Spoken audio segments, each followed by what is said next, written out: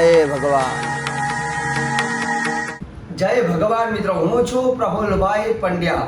મારી યુટ્યુબ ચેનલની અંદર આપનું સ્વાગત છે. દર્શક મિત્રો, ખાસ કરીને 6 જૂને આવે છે ભગવાન શનિ મહારાજની જયંતિ. અને ભગવાન શનિ મહારાજની જયંતિ હોય ત્યારે આપણે કરવા જોઈએ વિશેષ ઉપાય. કેમ કે આપણે બધા સૌ જાણીએ છીએ કે દરેક વ્યક્તિના જીવનની અંદર અમુક સમયે શનિ મહારાજની પનોતી આવતી હોય છે અને પનોતીમાં ઘણા બધા લોકોને એનું નુકસાની ભોગવવી પડતી હોય છે. કેમ કે શનિદેવ એને ન્યાયાધીશ કહેવામાં આવે છે. પનોતી દરમિયાન ઘણા બધા આર્થિક નુકસાન જોવા મળે છે, શારીરિક તકલીફો થાય છે, સંબંધોમાં મતભેદ થાય છે, પરિવારમાં પ્રોબ્લેમ થાય છે, પતિ પત્નીમાં, પિતા પુત્રમાં, મિત્ર સર્કલમાં, બધી જગ્યાઓ પર મુસીબતોના પહાડ તૂટી પડે છે. અને જ્યારે શનિ મહારાજની પનોતી હોય અથવા જો તમારી કુંડલીમાં શનિદેવનો દોષ હોય અથવા કુંડલીની અંદર કદાચ શનિ પણ દોષ ન હોય છતાં પણ આપણે ઉપાય એટલે કરીએ છીએ કેમ કે આજ નહીં તો કાલ આપણી રાશિમાં પણ આવે છે શનિ મહારાજની પનોતી. તો જ્યારે શનિ મહારાજના આવા વિશેષ ઉપાય કર્યા હોય તો ચોક્કસ એનો આપણને લાભ થાય છે. અને શનિ મહારાજનો જન્મદિવસ જ્યારે હોય, જેમ કે કોઈ વ્યક્તિનો જન્મદિવસ હોય અને આપણે એને બર્થડે વિશ કરીએ તો એ માણસને બહુ ગમે છે. તે રીતે ભગવાનની પણ જે જયંતિ હોય તો એ જન્મ દિવસે આપણે પણ ભગવાનને યાદ કરવા જોઈએ, કંઈક ઉપાય કરવા જોઈએ અને તે ઉપાયોથી થાય છે આપણને મોટા લાભ, જીવનના દુઃખોમાંથી મુક્તિ મળે છે. તો કેવા કરવા ઉપાય, કઈ રીતે કરવા, 6 જૂનના દિવસે કઈ કઈ બાબતોનું ધ્યાન રાખવાનું, સંપૂર્ણ જાણકારી આજના કાર્યક્રમની અંદર હું તમને જણાવવાનો છું. પરંતુ મારો વિડીયો જો તમને સારો લાગે ને તો મારા વિડીયોને તમે લાઈક કરજો, અન્ય ગ્રુપોમાં શેર કરજો અને કદાચ અમારી ચેનલને તમે સબસ્ક્રાઈબ ન કર્યું હોય તો સબસ્ક્રાઈબ કરી લેજો અને બેલનું બટન પણ ચોક્કસ દબાવજો, જેથી આવનાર વિડીયો, નવા વિડીયોની જાણકારી સરળતાથી તમને પ્રાપ્ત થઈ શકે. મિત્રો, 6 જૂન ગુરુવારનો દિવસ, વૈશાખ વદ અમાસ, અને એ દિવસે આ વખતે અમાસના દિવસે ભગવાન શનિદેવ, જે કલિયુગના દેવ કહેવામાં આવે છે, એમનો જન્મદિવસ છે. અને આ ઉપાય સ્ત્રી અને પુરુષ બંને કરી શકે. સ્ત્રિયા વા પુરુષેણાપી કૃતમ યેન શનિ વ્રતમ. એવું નથી કે ખાલી ભાઈઓ જ આ વ્રત કરી શકે, મારા બહેનો પણ આ ઉપાય કરી શકે છે. મિત્રો, શનિ મહારાજના 10 નામ છે અને 10 નામની કથા પણ હું તમને કહું છું કે એ 10 નામ કેટલો પ્રભાવ આપે છે.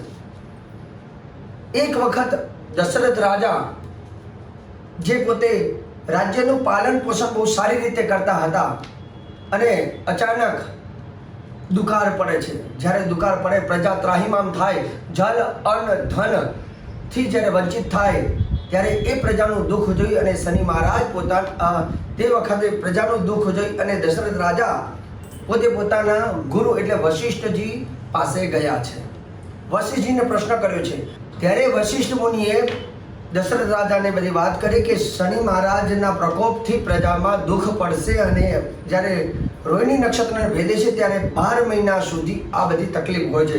પ્રજાનું દુઃખ સહન ન કરતા દશરથ રાજા શનિ મહારાજ સાથે સીધા યુદ્ધ કરવા જાય છે અને શનિ મહારાજને ત્યાં જઈ અને બાણ જ્યારે ધનુષ ઉપર ચડાવે છે ત્યારે શનિદેવ પ્રસન્ન થાય છે કે હે રાજન, તમે તમારી પ્રજાનું કલ્યાણનું હિત ઈચ્છીને, તમારું નહીં પણ પ્રજાનું કલ્યાણ માટે તમે આજે મારી સાથે યુદ્ધ કરવા આવ્યો છો. તમારી વીરતાને, તમારી પરાક્રમ મને બહુ ગમી છે. તમે કઈ વરદાન માગો? દશરથ રાજા કહે છે કે હે ભગવાન શનિદેવ, બસ મારી પ્રજા એ મારા પુત્ર સમાન છે અને મારી પ્રજા સુખી રહે એવા તમે મને રસ્તો બતાવો, કે એવા વરદાન આપો. ત્યારે શનિ મહારાજ એમને વરદાન આપે છે અને ત્યારે દશરથ રાજા શનિદેવના જે 10 નામ ચમત્કારી છે એ 10 નામ બોલે છે અને એ 10 નામ બોલવાથી શનિ પ્રસન્ન થાય છે અને વરદાન આપે છે.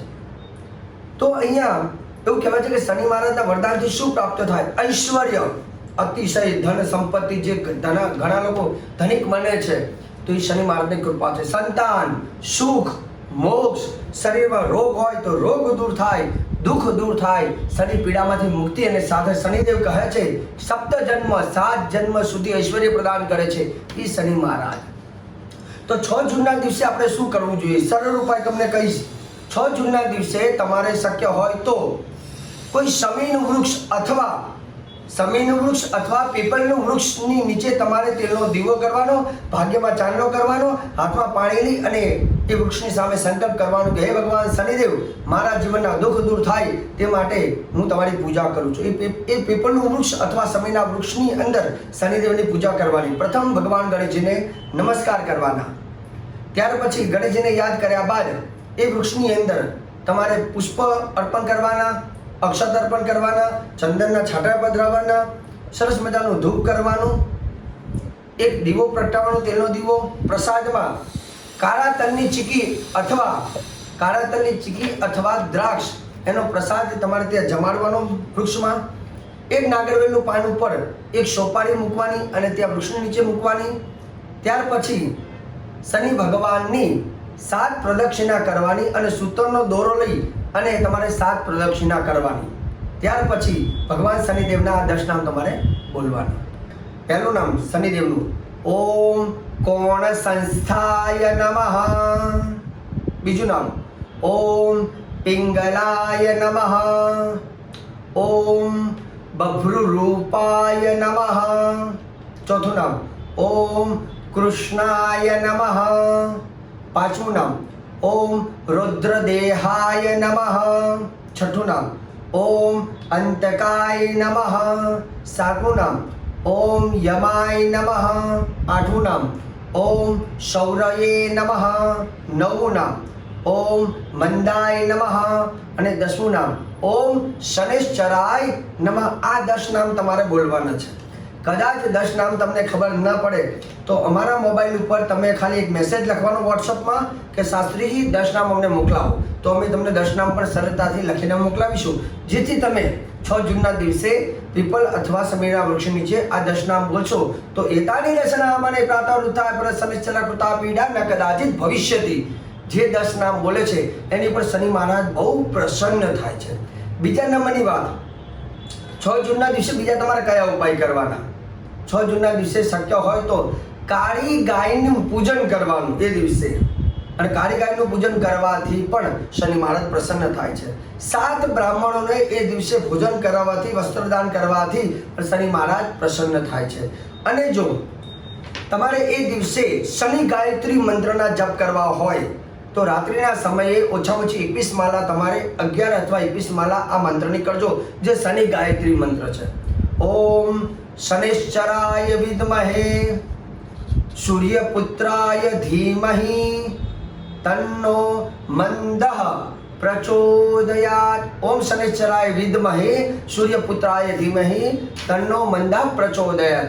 આ ભગવાન શનિદેવનો શનિ ગાયત્રી મંત્ર છે. આની જો તમે માળા કરશો તો પણ એનાથી તમને લાભ થાય છે. અને શનિદેવ પ્રસન્ન થઈ જાય તો વાત જ આખી અલગ છે. કેમ કે આપણે બધા સૌ જાણીએ છીએ ભગવાન શનિદેવ સૂર્ય ભગવાનના પુત્ર, યમરાજ જેમના ભાઈ, યમુના મહારાણી જેમની બહેન, એવા ભગવાન શનિદેવ જે ભગવાન મહાદેવ એટલે કે ભોલેનાથના શિષ્ય છે.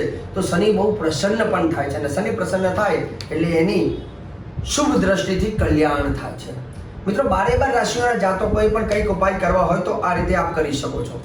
મેષ રાશિના જાતક જે લોકો છે તે લોકોએ ખાસ કરીને 6 જૂનના દિવસે તમારે થોડી મસૂરની દાળ લેવાની. 1 કિલો મસૂરની દાળ ગરીબને દાન કરવાથી પણ શનિ મહારાજની કૃપા મળે છે. વૃષભ રાશિના જાતકો એ દિવસે જો ચોખાનું દાન કરે છે, પક્ષીઓને ચોખા ખવડાવે છે તો એનાથી પણ લાભ થાય છે. મિથુન રાશિના જાતકો જો મગનું દાન કરે છે, મગ પક્ષીને ખવડાવે છે તો પણ ફાયદો થાય છે.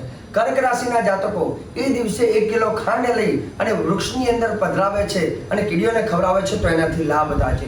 સિંહ રાશિના જાતકો ખાસ કરીને ગોળ, 1 કિલો ગોળ કાળી ગાયને જો ખવડાવે છે તો એનાથી પણ લાભ થાય છે. કન્યા રાશિના જાતકો જો એ દિવસે લીલા કલરના રંગના વસ્ત્ર કોઈને દાન કરે છે તો પણ લાભ થાય છે. તુલા રાશિના જાતકો ખાસ કરીને પેડો જે છે એ ઝાડના વૃક્ષ નીચે મૂકવાથી પણ એને લાભ જણાય છે. વૃશ્ચિક રાશિ વૃશ્ચિક રાશિના જાતકો જે લોકો હોય એ ખાસ કરીને થોડા ઘઉંની રોટલી બનાવીને એ દિવસે જો ગાય માતાને ખવડાવે છે તો પણ લાભ થાય છે. ધન રાશિના જાતકો ખાસ કરીને એ દિવસે ચણાની દાળનું જો દાન કરે છે તો એમને લાભ થાય છે. મકર રાશિના જાતકો જો તલનું દાન કરે છે, કાળા તલનું દાન, તો એમને લાભ થાય છે.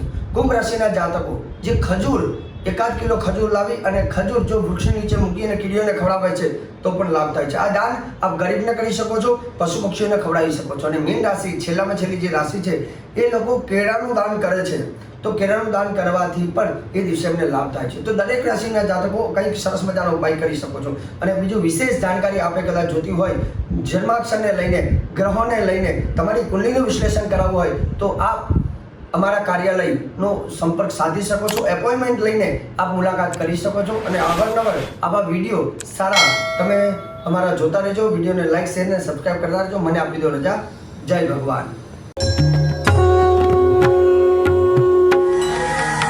જય ભગવાન.